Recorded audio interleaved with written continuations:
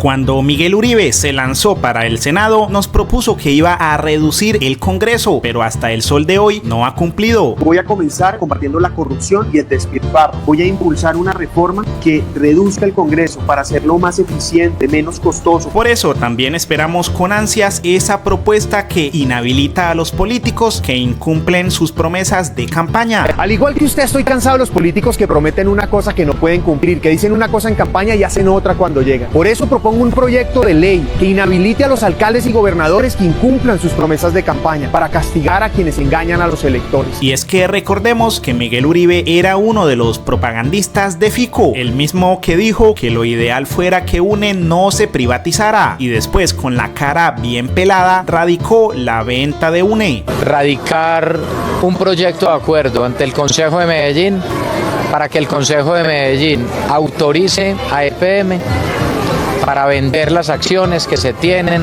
en Tigo UNE. Por eso a Miguel le exigimos que cumpla con la ley que propuso y se pueda inhabilitar al alcalde de Medellín. También le rogamos a Miguel Uribe que por favor avance en su proyecto de congelar el impuesto predial, pues nos dijo que apenas se posesionara nos iba a aliviar el bolsillo. Es evidente que todo está muy costoso. La canasta familiar está inalcanzable y el bolsillo de los colombianos ha quedado resentido. Por eso, como senador, apenas me posesione, voy a presentar un proyecto de ley para congelar el impuesto predial por un solo año en el 2023 para aliviar el bolsillo de los colombianos. Asimismo, voy a proponer el pago por cuotas a predios residenciales y comerciales sin intereses. Y finalmente, poner un tope del impuesto predial a partir del 2024 del IPC más el 5%. También preguntamos dónde está el proyecto inmediato para que los adultos mayores no hagan filas en las farmacias. El proyecto inmediato con Andrés Forero es que las personas mayores de 60, personas con situación de discapacidad, personas con enfermedades terminales no vuelvan a hacer una fila por un medicamento. Medicamentos a domicilio para todas las personas que lo merecen. También queremos saber si ya a los senadores se les está pagando por ir a las sesiones y comprobar si a Polo Polo esta quincena le vendrá bajita. Quiero proponer que a los senadores se les pague por ir a las sesiones y por participar. Mire usted la diferencia. Al consejo, por ejemplo, a los concejales, el régimen de los concejales se les paga por sesión. Nosotros tenemos que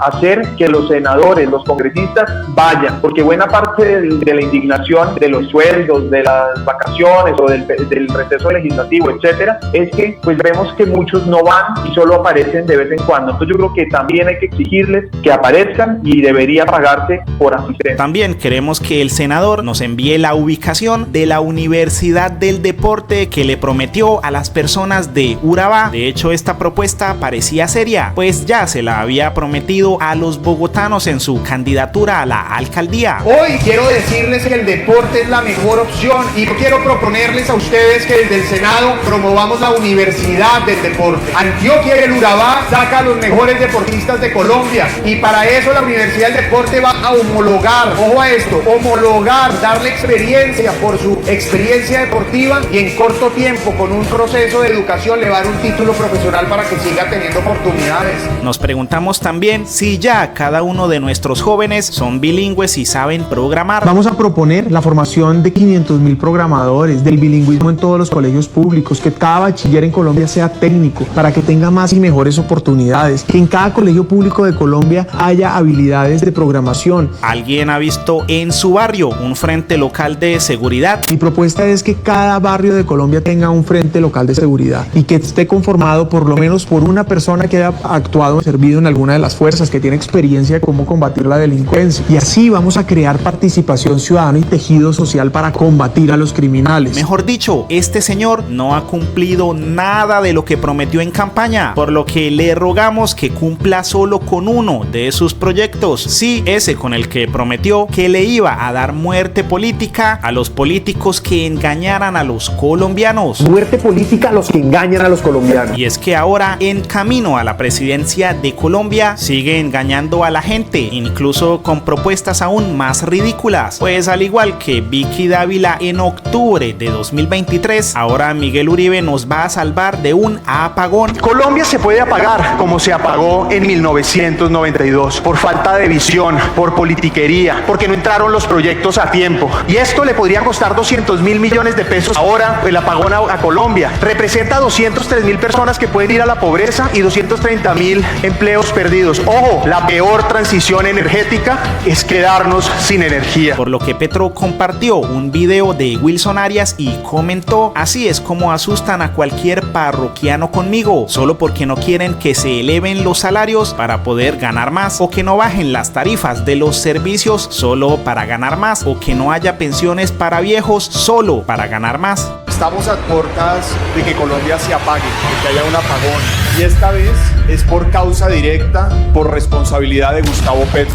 Acabo de escuchar la versión según la cual el país se va a apagar. Y me acordé cuando hace unos pocos meses el mismo directo senador de la República dijo que el aumento salarial exagerado a su juicio iba a ser absolutamente inflacionario. Acaba de ocurrir el descenso en inflación más drástico en la mayor brevedad del tiempo en 100 años. No le crean a estos economistas de pacotilla de la oligarquía que vienen a anunciar que el alza de salarios es inflacionario y que el país y la economía se perjudica. Créanle a John Maynard Keynes, que decía que en momentos de crisis hay que aumentar el salario real y darle un estartazo a la economía distribuyendo el ingreso entre la pobrecía. No cualquier pseudoeconomista parecido en un Congreso de la República sobre la base de que la ultraderecha irracional decide hacer contubernio contra Gustavo Petro. En cada uno de esos momentos nos anuncian ciertos sectores de la ultraderecha colombiana para que lo repitan los medios de comunicación, los Néstor Morales, los Luis Carlos Vélez, los negacionistas, que el país se va a ir por un barranco, que es inminente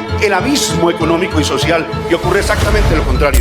Esta es la tabla de la deuda neta, la cual suma los préstamos del gobierno, tanto públicos como privados, dentro y fuera del país. Y como pueden observar, mientras que en 1999 solo debíamos el 29.2% del PIB, en el 2020 llegamos a deber el 65.1%. Y de acuerdo a este informe del Banco de la República sobre la deuda externa, el saldo de la deuda en porcentaje del PIB siempre ha disminuido de a poquito, pero cuando sube de forma bastante empinada. Lo peor es que la mayoría de estos préstamos son pagados en largos plazos, pues la pequeña barra café en esta gráfica es la que corresponde a los préstamos que se liquidan a corto plazo, por lo que cada gobierno va sumando y asumiendo préstamos que gobiernos pasados gastaron, pero que dejaron para que gobiernos del futuro sean los que paguen. Pero al final, las deudas de presidencia, gobernaciones y alcaldías es en realidad la deuda de todos los colombianos. ¿Y a quién le debemos tanta plata? De acuerdo a esta gráfica del Banco de la República, el 52% de lo que debemos está representado en bonos. ¿Y qué son estos bonos? Son títulos que representan una deuda por un tiempo pactado, y cuando termine ese tiempo, el emisor del bono devolverá el valor de la inversión junto con los intereses que se comprometió a pagar. Y aquí vamos a mostrarles varios de los bonos que tenemos que pagar en el futuro. En 2018 nos presentaron como exitosa una emisión de bonos de deuda externa por 2.000 millones de dólares. En 2019 nos endeudaron a 30 años por 1.500 millones de dólares. En 2020 se emitió un nuevo bono global por 1.543 millones hasta 2049. En 2021 lanzaron el primer bono a 40 años por valor de 1.300 millones de dólares, por lo que la deuda iría hasta el 2061. En abril de 2021 lanzaron otro bono de 3.000 millones de dólares a 20 años y llamaron como todo un éxito esta operación, la cual fue la más grande a través de bonos globales. Y en 2021 se emitieron los primeros bonos verdes del país por 1.5 billones a 10 años. ¿Y para qué tanta prestadera en bonos? Pues como lo dijo el mismo Ministerio de Hacienda, el objetivo era financiar el presupuesto general de la nación, o sea que prestaron porque no les alcanzaba la plata. Malos administradores. Además, los segundos prestamistas de Colombia son los organismos multilaterales en amarillo con un 35% de la deuda. Aquí podemos encontrar entidades como el Banco Mundial, el Banco Interamericano de Desarrollo y el Fondo Monetario Internacional. Internacional, organismo que le desembolsó a Iván Duque 5.400 millones de dólares. Pero eso no fue suficiente, pues también prestó 161 millones de dólares al Banco Interamericano de Desarrollo, supuestamente para transformar el sistema de salud en Colombia. Pero les preguntamos, ¿alguien notó esa transformación? Tal vez por eso Duque se ganó el título del papá de las deudas. El presidente Duque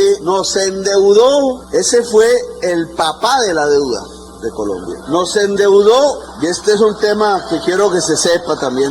El año pasado pagábamos 75 billones, o sea, casi todo lo que podría ser entregarle agua a los colombianos. Pero se le paga a los bancos internacionales, es la deuda de Colombia. Y este año tenemos que pagar 100. Es decir, 25 billones de un año al otro se nos sube el pago de la deuda porque el señor Duque, para frenar el COVID, que no lo frenó, decidió endeudar el país. El expresidente hizo esta publicación en la que con orgullo dijo que se había gastado en subsidios más de 5.8 billones para proteger a casi 4 millones de empleados. El programa de apoyo al empleo formal consistió en que el gobierno nacional iba a otorgar mensualmente un aporte correspondiente a un 40% del salario mínimo, es decir, 351.000 pesos, para que con él las empresas pagaran los salarios de sus trabajadores, y los requisitos fueron tan amplios que los dueños de las fortunas más grandes de Colombia accedieron a este subsidio, o sea que no quisieron sacar plata de su enorme fortuna para pagarle a sus empleados, sino que se postularon para recibir subsidios del Estado. Y es que según este artículo de la W Radio, el préstamo que estamos pagando todos los colombianos fue para proteger la fortuna de los más ricos de Colombia, pues las empresas de Sarmiento Angulo como Coviandina y la casa editorial El Tiempo recibieron estos subsidios. Asimismo, los dueños de Revista Semana, tal vez por eso les gustaba tanto Iván Duque. Al final podemos observar esta tenebrosa gráfica con toda la deuda que adquirió Duque en su mandato, pues ahora el colombiano escribió: el 2024 ha demostrado que el gobierno de Gustavo Petro es un mal administrador de plata pública, enfrenta un déficit fiscal de 42 billones tras inflar ingresos, bajo recaudo de impuestos y subejecutar gastos claves, por lo que Gustavo Petro respondió: no hay gasto desbordado, hay pago de deuda desbordada, por la actitud plutocrática frente al COVID que hizo el anterior mandatario con aval de los actuales propietarios de El Colombiano. Así que deberían autocriticarse porque llevaron el país a una enorme irresponsabilidad económica que nosotros corregimos.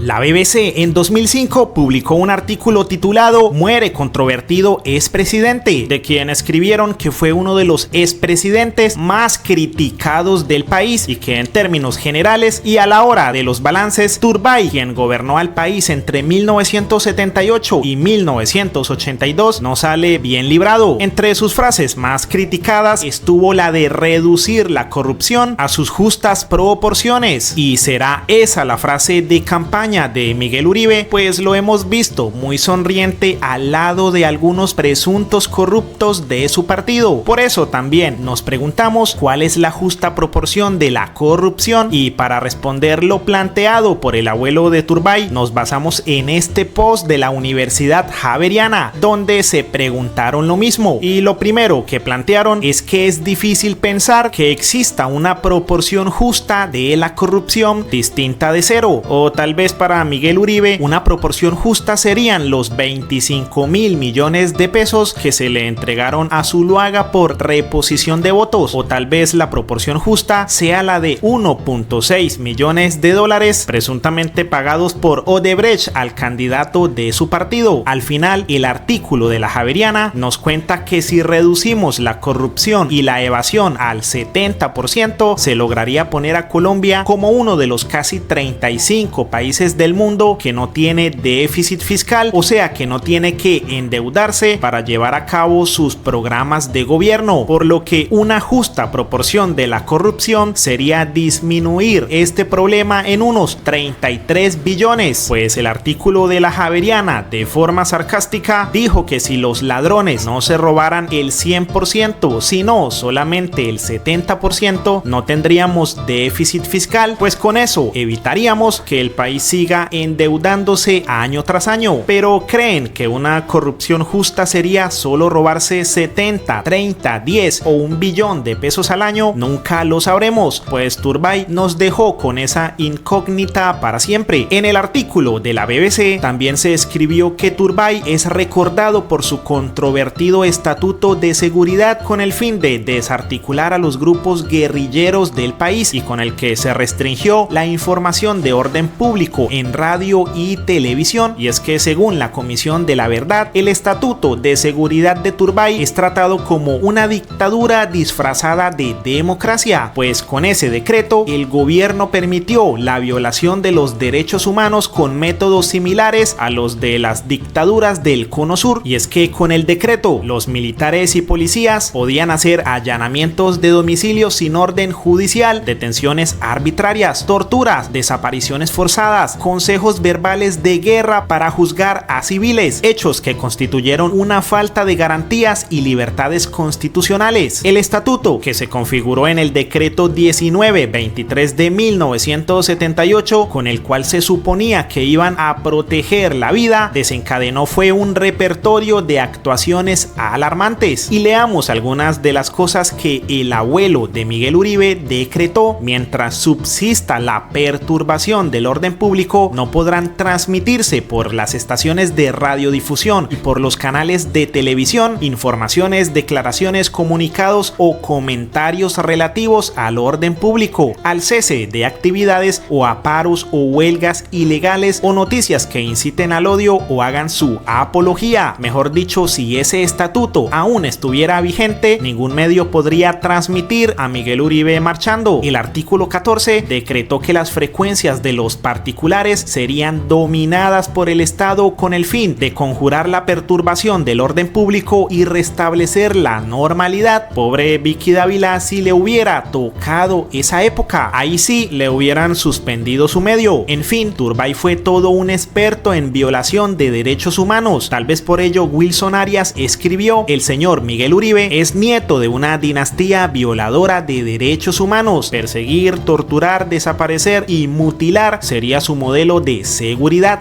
Miguel Uribe es nieto de una dinastía violadora de derechos humanos y además ha militado en las filas del militarismo y la represión de la mal llamada seguridad democrática. Ahora es candidato a la presidencia por el Centro Democrático y se lanzó dando cátedra de seguridad, pero con él posiblemente le esperaría al país lo mismo que con su abuelo, el expresidente Julio César Turbay Ayala. Su abuelo fue quien implementó el Estatuto de Seguridad, facultó a la fuerza pública para arrestar ciudadanos civiles solo por sospecha. Las unidades militares se convirtieron en centros de torturas y desapariciones. Fue durante el periodo del abuelo de Miguel Uribe que Gabriel García Márquez tuvo que huir exiliado a México porque lo querían apresar y torturar. A Carlos Duplat, Boris de Grey, Luis Vidales y cientos de artistas los llevaron a unidades militares a empadronarlos y torturarlos. Al poeta Luis Vidales lo tuvieron 15 horas con los ojos vendados. A las emisoras de radio les impidieron informar sobre ciertos temas. Capturaron y condenaron a reporteros como Consuelo de Montejo. La revista Alternativa tuvo que cerrar. Participar en manifestaciones callejeras o cubrirse el rostro quedó penado con 1 año de cárcel. ¿Acaso algo parecido le esperaría a Colombia con este hijo de una dinastía que ha pisoteado los derechos humanos? Su seguridad es la de un Estado opresor que ha torturado y desaparecido. Sí, el sueño del Centro Democrático. Sueño que con movilización y voto popular hay que derrotar. Nunca más mutiladores en el poder.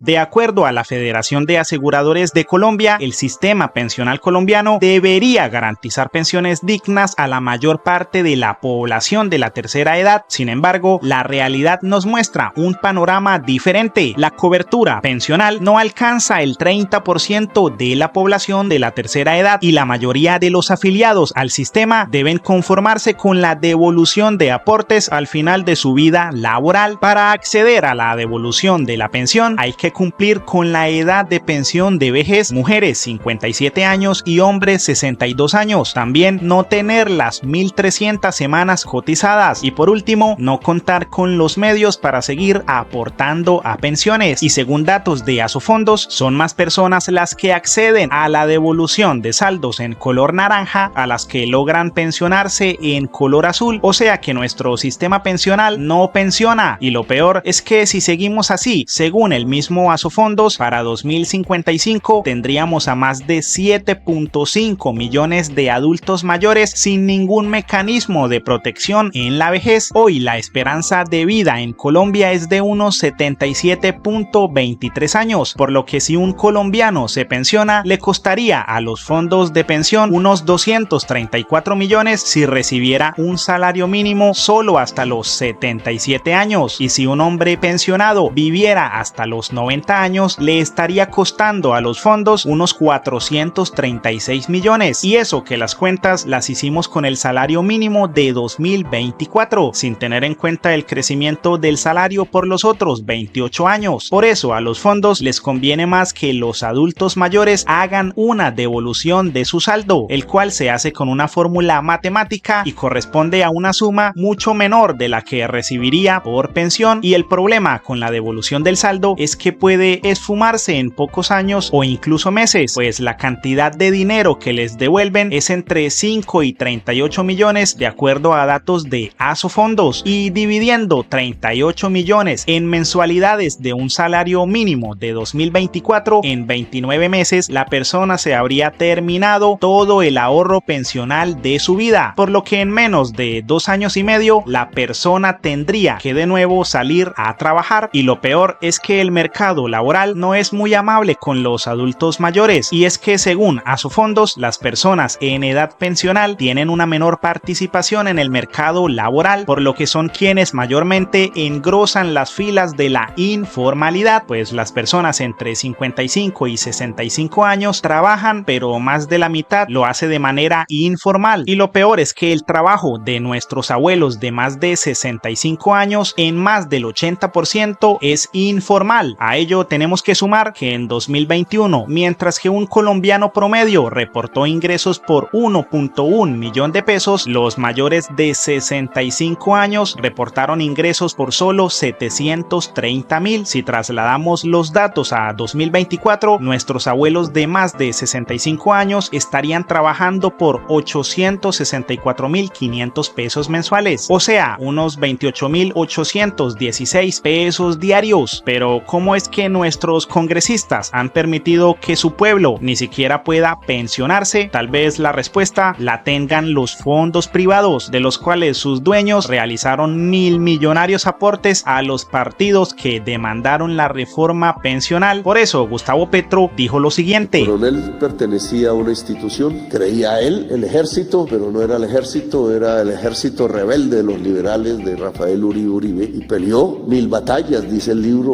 1000 batallas donde siempre fue derrotado y se quedó esperando que le llegara la pensión, porque en el acuerdo entre liberales y conservadores en un pueblo por allá, en un navío, siempre olvido el nombre en inglés, hicieron la paz y decidieron que los integrantes de ambos ejércitos así harían parte del nuevo ejército de Colombia, que había desaparecido, un ejército de la nación, no de un grupo político o de otro, o de una región del Cauca, o de otra Antioquia, o de otra Bogotá y Cundinamarca, como había ocurrido cuando desapareció el ejército del Libertador. Y ese pacto, que debía pagarle la pensión al coronel rebelde, pues nunca se cumplió, y el coronel rebelde se quedó esperando la pensión hasta el último día de su vida. Esa es la historia de García Márquez, y ese coronel era su papá, que era telegrafista en Aracataca. Es decir, estaba con la tecnología del entonces, enviando mensajes y recibiéndolos para su gente, sus paisanos. Así se crió García Márquez, y de ahí sale su historia.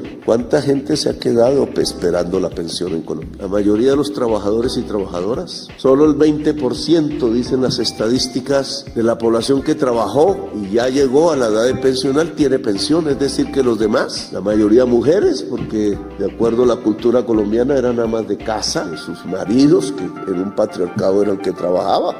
No todas, muchas trabajaron. Pues el marido se quedó esperando la pensión, nunca le llegó, a pesar de que trabajó toda su vida, porque he ahí la gran estafa al pueblo trabajador de Colombia. Tenían el derecho a pensionarse, trabajaron el tiempo y más, y sus esposas, aún siendo amas de casa, tenían el derecho a recibir la pensión sobreviviente que se llamaba, pero que no había cotizado el patrón, que el patrón nunca llevó los dineros de la cuota pensional al Instituto de Seguros Sociales, que no está en la información, que no aparecen, que no existieron, que su trabajo fue gratuito porque se quedaron esperando la pensión. 80% de los trabajadores y trabajadoras de Colombia. Y entonces nos vienen a decir que somos injustos porque pensamos en una reforma pensional, porque creemos que la Constitución del 91 le escribió y ordena que Colombia sea una sociedad de derechos. La Corte Constitucional hoy tiene en sus manos definir si la ley que sacó el Congreso de la República, a duras penas, porque no la querían aprobar, se inventaron 1001 excusas, no hecho sino,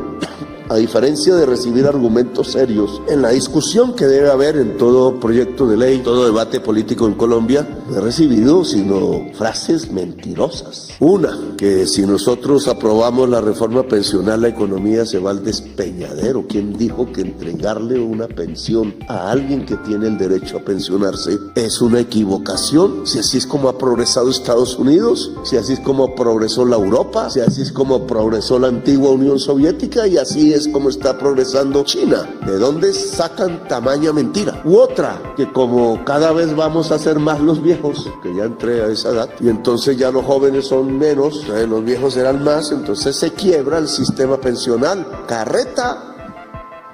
Los europeos son más viejos que nosotros, no más miren Italia. Y no se ha roto el sistema pensional. Partida de mentirosos engañando al pueblo. ¿Y sabe por qué no se ha roto el sistema pensional, Mauricio? Porque es que no es el problema del número de trabajadores y el número de pensionados que habrá en Colombia en 50 años. Esa es la burda mentira. Depende de la productividad del trabajador, de cuánta riqueza genera a partir de su trabajo cada hora de cada trabajador, trabajadora. Y eso depende de algo que se llama tecnología. Paloma Valencia era una de las preferidas por Revista Semana para aparecer en sus cientos y cientos de titulares atacando al gobierno Petro. Y es que según el artículo de El Espectador, El Petrómetro, Semana es la revista que más saca titulares de Petro, los cuales en su mayoría están basados en declaraciones de otras personas, los cuales por lo general son opositores o detractores de Petro, por lo que con datos en mano el artículo demostró cómo Semana utilizó a personajes como Cabal, Paloma Valencia y Miguel Uribe para generar muchos más artículos en contra de Petro. Prácticamente los utilizó, pero lo que no sospechaban era que había otro candidato que aprendió a convivir con ellos, hizo parte de la oposición detrás de las cámaras e incluso tomó más protagonismo que los tres candidatos del Centro Democrático, pues al final todos estos titulares contra Petro llevaban el sello de Semana y Vicky Dávila, quien al igual que Cabal, Paloma y Miguel Uribe estaban utilizando las mismas estrategias para atacar al presidente. Pues miremos cómo Vicky pasó de ser un simple megáfono a tener voz propia y así convertirse ella misma en candidata. Como periodista empezó a utilizar el discurso de Venezuela, diciendo que unidos había que derrotar a Petro en el 26 y así evitar que en Colombia pasara lo mismo que en Venezuela. Mismo relato que le copió a María Fernanda Cabal. También salió con el cuento de que Petro quería quedarse en el poder, tomando las ideas de una supuesta dictadura de Miguel Uribe. Como periodista también invitaba a marchar en contra de Petro, recordándonos lo mismo que hacía Álvaro Uribe en contra del gobierno Santos. Aprovecho para invitar a los colombianos a que salgamos masivamente a las calles a pedirle a este gobierno que renuncie, porque un gobierno que estafa a los colombianos colombianos, viola la ley. Ese gobierno no merece continuar. Vicky le quitó el puesto a Paloma Valencia en su defensa a las EPS. Prácticamente le robó su discurso sobre la defensa a estas entidades y, respaldada por Semana, tomó más protagonismo que Paloma en ese tema. A Cabal, que brillaba con el tema de seguridad, también le quitó esa tesis, pues ahora era Vicky la que escribía que teníamos que recuperar la seguridad y no tenerles miedo a los criminales, y de nuevo, utilizando a Semana, se llevó más protagonismo que la propia Cabal, opacándola. Uno de los temas que más utilizaba Miguel Uribe era el de la economía, acusando a Petro de destruirla, pero Vicky se convirtió en economista y desapareció cualquier propuesta de Miguel Uribe, pues hoy en día la gente de derecha reconoce más el 10-10-10 de Vicky que cualquier cosa que diga Miguel Uribe. Mejor dicho, Vicky los recibió, los estudió, aprendió de ellos y los dejó viendo un chispero. Pues miren lo que escribe ahora: la clase política en su mayoría es una porquería, la conozco bien, y aquí nos preguntamos ¿qué clase política estuvo más cerca a Vicky Dávila para que ella diga que la conoce bien? Además, escribió que más daño hacen los corruptos enquistados en esa clase política y los mismos de siempre, que pretenden camuflarse cada 4 años para engañar a la gente y ganar votos. Ahora confirmemos, por ejemplo, que el 10-10-10 que Vicky lanzó cuando era periodista fue en realidad una propuesta presidencial. Pues aquí una persona le preguntó alguna propuesta constructiva y ella respondió la del 10-10-10. También confirmemos cómo le dio la espalda a los políticos que tanto defendió, pues le preguntó a las personas si confiaban en los políticos y si les creían. Respuesta que dio un resultado bastante negativo para políticos como Cabal, Miguel o Paloma Valencia. De hecho, ya empezó a pelear con Paloma. La senadora compartió esta foto diciéndole al expresidente Gaviria que estaban listos para trabajar en un acuerdo que permita unir fuerzas y gobernar bien a Colombia, por lo que Vicky respondió: querida Paloma, llevas muchos años en la política, tu abuelo fue político de toda la vida, los colombianos ya saben que los políticos de siempre no les van a solucionar ningún problema, la gente quiere un cambio y no delfines que por apellidos se han apoderado del Estado como si vivieran en un feudo. Te deseo mucha suerte en tu proceso del Centro Democrático contra uno que otro delfín nieto de expresidente, y suerte con el apoyo que buscas de otros partidos tradicionales que ayudaron a elegir a Petro, que nos tiene sumidos en la corrupción. Tú tienes mucha experiencia en la política, yo no, y no quiero aprender, sobre todo no quiero aprender a robar, a transar con politiqueros y contratistas y a someterme como lo hacen muchos políticos. Y con estas palabras Vicky prácticamente insultó a Gaviria. Pero ¿por qué no lo hizo cuando lo invitó a su revista a hablar mal de Petro? Pues ya sabemos la respuesta. Vicky los utilizó, pues Gaviria le servía para hablar mal de Petro, pero no le sirve ahora cuando se está asociando con su contrincante, Paloma Valencia. ¿Se acuerda que Petro en un momento dado dijo que él era el jefe del fiscal general? Por ello, la senadora le respondió a la nueva política: querida Vicky Dávila, Colombia quiere unidad para defender la democracia y sobre todo para tener un gobierno que logre solucionar los grandes problemas que tenemos. Esa unidad la seguiré buscando en beneficio de los colombianos, contigo y con todos los que quieran trabajar por una Colombia más grande y más justa. Mi carrera política, como la de mi familia, jamás ha tenido escándalos de corrupción. Mi relación contigo, como siempre, seguirá enmarcada en el respeto. Bienvenida a la política. Por lo que la Vicky política respondió: ahí te equivocas, querida Paloma. La unidad no es entre o con politiqueros y corruptos. Así están acostumbrados los políticos de siempre. Para ellos es como respirar, ya un reflejo automático. Pero no se dan cuenta de que para realmente lograr una unidad que valga la pena y sea sólida y efectiva, se necesita escuchar más a la gente y menos a los políticos. Un abrazo, senadora. Vicky, un abrazo, adelante, no te venzas, que somos muchos los que te queremos y te admiramos,